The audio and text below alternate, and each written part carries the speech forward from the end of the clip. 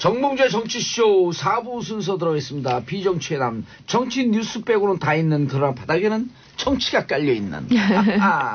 자, 하재근 문화평론가님. 예, 안녕하세요. 예, 한 영역을 개척하세요. 문화정치평론가.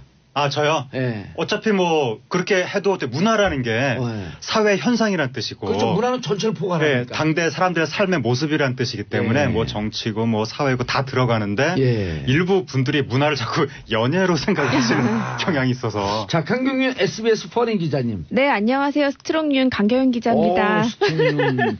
저는요, 지금 네. SBS는 무슨 연예 TV에서 뭐 하는 거 있잖아요.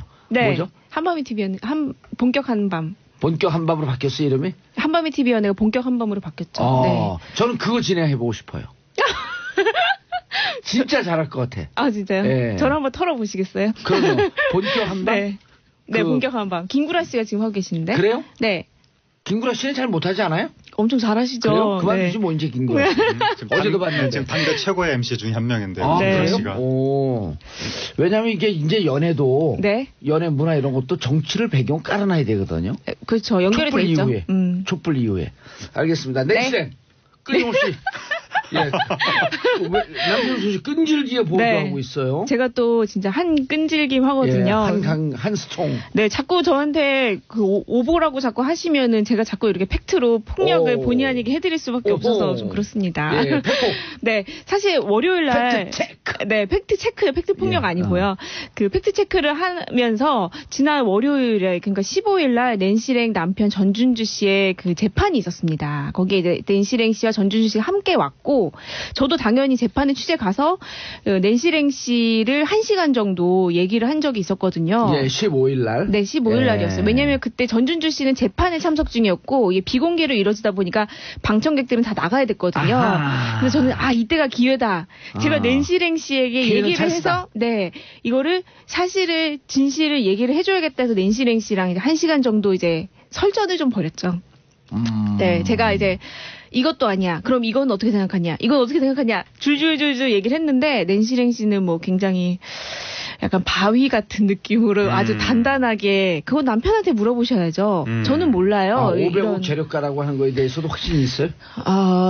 약간 있어 보였습니다. 왜냐하면 제가 이제 정확히 아는 부분은 500억 자산가 아니고 그 전준주 씨 같은 경우에는 마카오 출생도 아니고 어머니도 마카오에 있지도 않는 건 확실하거든요. 그건 진실이에요. 그래서 제가 그 부분에 대해서 감옥 17년 산 거죠. 그 17년은 아니고 12년 정도를 12년. 살았죠. 그것도 네. 팩트죠. 팩트죠. 네. 그래서 그 부분에 대해서 이제 낸시랭 씨한테 물어봤는데 일단 그 어디서 출생을 했냐, 그리고 마카오에 어머니가 있냐, 이 두 부분에 대해서는 굉장히 확고한 믿음을 가지고 있었어요. 지금 그 낸시랭 씨에 대해서 처음에는 사람들이 네. 조금 속은 거 아니냐, 뭐 피해자 아니냐, 네. 동정론이 있었는데 지금 말씀하신 것처럼 워낙 확고한 믿음을 계속해서 보여주니까 그렇다면 속거나 피해자가 아니라 같은 배를 탄 거 아니냐는 그건 조금 위험해가지고, 네, 말까지도 거기까지는 나오고 제가 있어서 모르겠는데. 여론이 안 좋아지니까 낸시랭 씨도 좀 이렇게 그 자신만의 입장에서 벗어나서 네. 다른 사람들의 말을 이제는 좀 들어줘야 될 것 같습니다. 왜냐하면 낸시랭 씨는 사실상 연예인, 그러니까 방송인이기 때문에 네. 대중의 여론이 중요하거든요. 그래서 이제는 좀 사람들의 말도 들어줘야 되는 것이 아닌가 그런 생각이 네, 그래서 듭니다. 사실 제가 조금 더 취재를 했어요. 사실 이제 낸시랭 씨가 못 믿겠으면 제가 이제 취재를 더 하겠다. 아하. 몸으로 뛸 수밖에 없죠, 뭐 기자는요. 네, 그래서 제가 지난 주에, 그러니까 월요일부터 시작해가지고 계속 사람들을 만나고 다니면서 피해자들과 접촉을 하고 팩트 체크를 하고 다녔는데 그 전준주 씨가 했던 그 여러 가지 벌렸던 사업 사실 말로는 사업이고 확인해 보니 거짓이 많았기 때문에 조금 사기에 가까운 그런 부분이 있는데, 하나는 1조 원대 아트 펀드를 만들겠다라고 했던 부분과 자신이 이제 세계 명작 낸시랭이 있으니 미술을 좀 알아요. 미술 쪽으로 자꾸만 발을 넓혀가요. 그게 왜 그러냐면 이제 본인이 문화 기업의 이제 왕진진 회장이다라고 주장을 해왔기 때문에 주로 주변에 접촉했던 사람들이 미술관 관장, 엔터테인먼트 대표, 혹은 뭐 그런 식으로 약간 여행사 대표, 해외로 나가겠다 이거죠.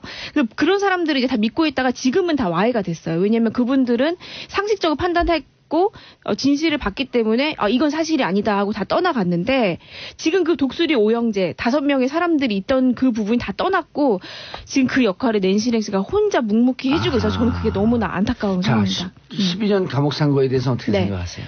제가요? 낸시 랭시가. 낸시 랭시는 그 부분은 남편은 피해자라고 생각합니다. 그리고 부실 수사 때문에 남편이 억울한 옥살이를 했지만 그리고 12년을 지나왔으면 이미 죗값은 치른 거 아니냐. 왜 자꾸 이렇게 아직도 범죄자로 뭐냐 이런 반응이 그게 이제 심각한 문제가 있는 것이 그러니까 낸시랭 씨가 남편의 같아요. 과거의 옥살이에 대해서 억울한 옥살이였다. 네. 뭐 어떤 죄인이 아니다 이런 식으로 말을 하고 있는데 네.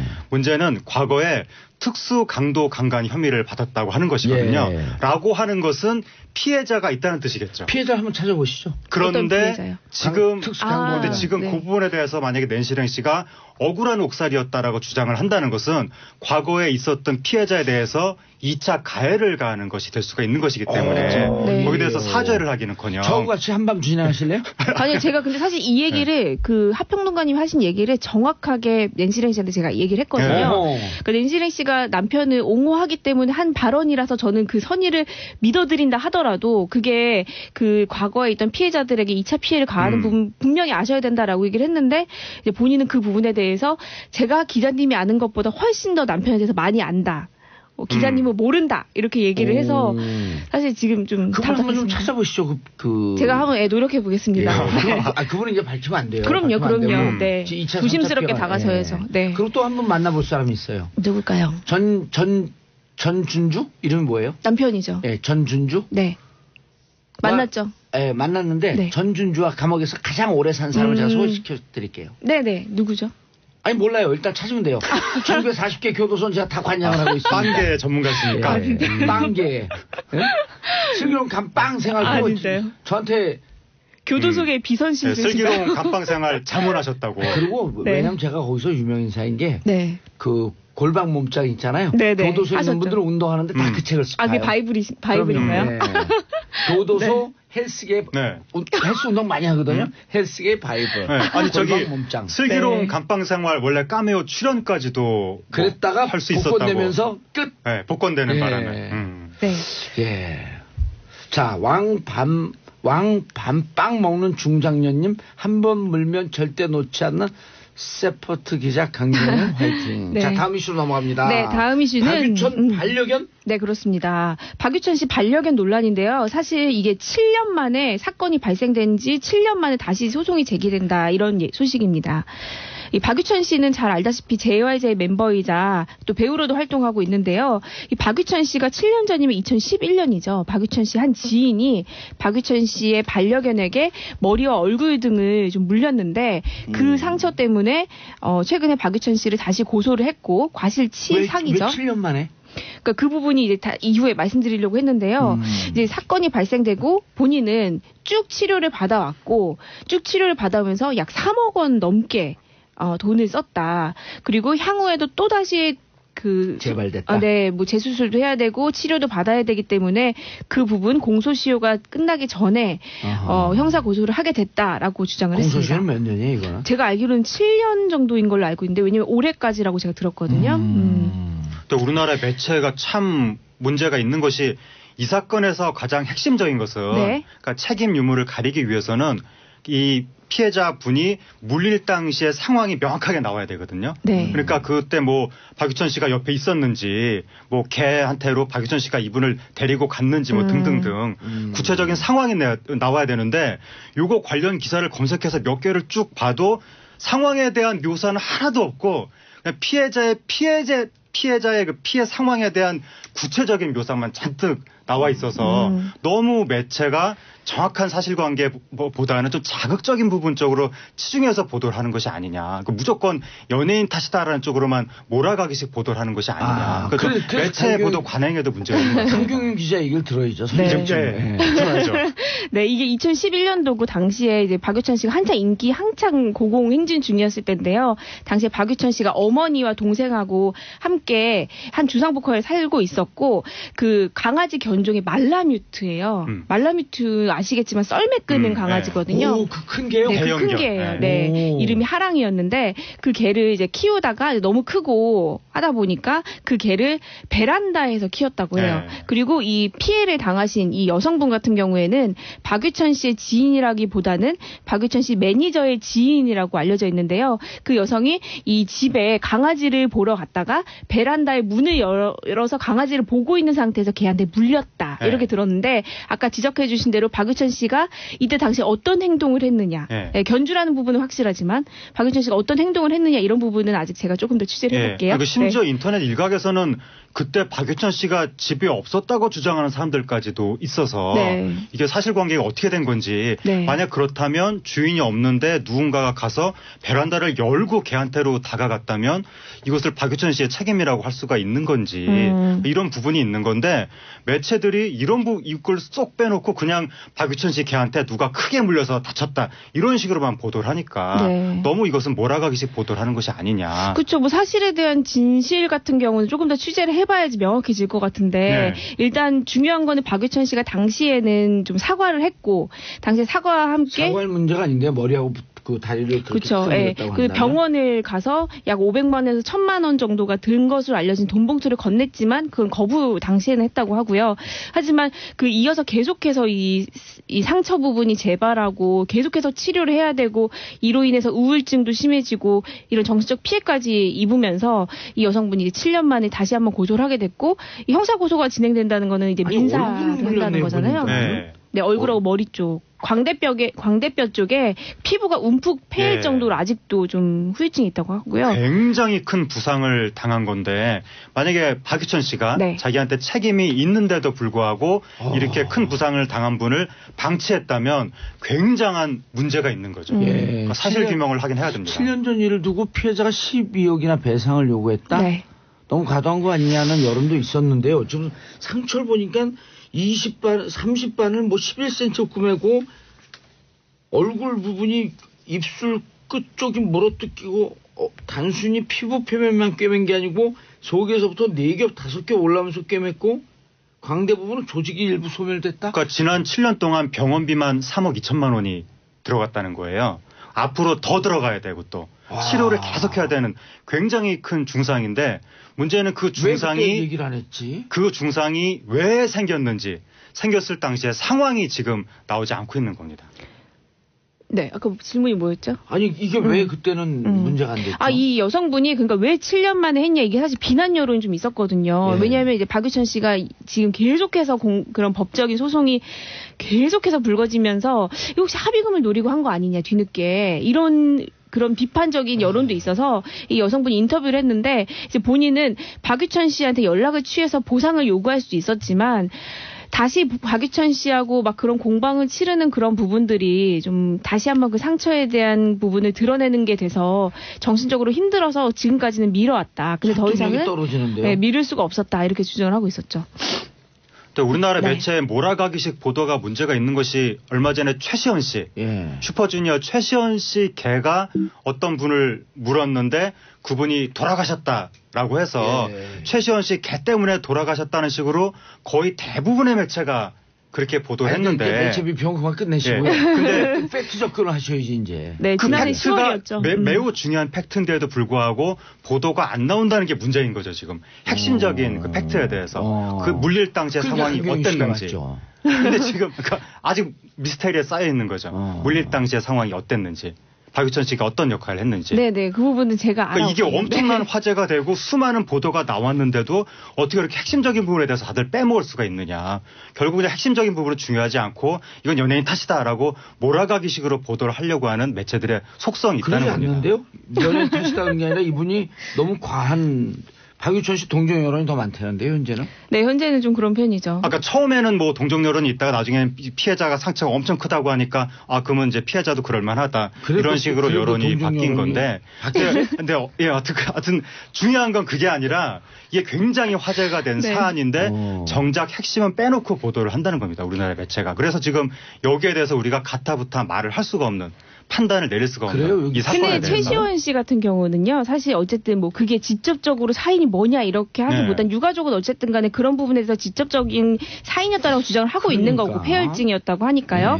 근데 이제 문제는 목줄을 하지 않았다는 거. 예. 그리고 강아지가 여러 번 물었던 전력이 있는데도 강아지 잘 보호하지 않았다는 것 때문에 그러니까 그 사건도 논란이 돼서 사인이 폐혈증인데 폐혈증의 원인이 뭐 농농균이라고 하는데 농균이 어디서 감염됐는지는 모르는데도 불구하고 그게 실체 사건의 핵심인데 네. 그동안 매체들은 무조건 최시원 씨 개가 물어서 사망했다 이런 식으로 몰아가기식 보도를 했다는 것이 상당히 심각한 문제가 있는 거죠. 근데 가족들은 그 개에 물린 후유증으로 녹농균이 생겼다 이렇게 얘기하는 거 아니에요? 그분들이 뭐라고 말씀하시는지는 더 구체적으로 들어봐야 될 것 같은데 어쨌든 지금까지 나와 있는 것은 개한테 물려서 농농균에 감염될 가능성은 매우 희박하다라고 네. 매체 나와서 비평 그만하랬는데요? 그럼 뭘 해야 되지? 그래서 사실 근데 아니 왜 그러니까 네, 개들 그러니까 문제의 핵심은 매체들의 잘못된 보도 행태에 있다. 그래요? 네, 여기서 짚을 문제의 핵심은. 아니죠 반려견 관리가 문제죠. 근데 이 박유천 씨 사건의 경우에 반려견 관리에 문제가 있는지 없는지를 우리가 모른다는 거죠. 모르는데 그게 문제가 있다라고 결론을 내린다는 거죠, 사람들은. 그거는 그렇게- 본격적으로 이제 예. 좀 소송이 진행되고 하면은 예. 드러날 부분이고 저희가 의도적으로 감추거나 예. 뭐 몰아가기식으로 예. 하려고 했던 건 아니니까. 아니 피해자 입장에서 들으면 우리 누구예요? 여기 하재근 박유천 씨. 평론가 얘기 들으면 너무 억울할 것 같아요. 아니요, 피해자 입장이 문제가 아니라 사실관계가 중요한 거잖아요. 네. 근데 반려견 관리가 어땠는지를 모르는 상태에서 반려견 관리가 문제라고 결론을 내려버리는 사회 현상이 문제인 겁니다. 지금 당장은. 아닌데. 그 다음에 네. 반려견 관리에 문제가 있다라고 아니, 사실관계가 그거는- 밝혀지면 그러니까 그때 가서 그건 또 그거는- 문제인 거죠. 그거는 그만하는 게 맞는 것 같아요. 왜냐하면 예. 자꾸만 이 팩트는 반려견에서 물렸냐 안 물렸냐 이 얘기를 해야 되는데 이 매체가 문제다라고 하기도 본질에서 예. 완전히 빗나간 거 아니에요. 이게. 그러니까는 그게 왜 물렸느냐가 중요한 건데. 그러니까 말씀하신 아니, 대로 그러니까 반려견 관리에 문제가 있었다라고 밝혀지면 그러면 반려견 관리가 문제가 그럼 되는 거고. 모든 얘기는 아무 데서도 얘기를 못 하죠. 아직은 밝혀지지 않은 거죠. 그러니까 그걸 밝혀야 되는 거죠. 왜 그 사건이 벌어졌느냐.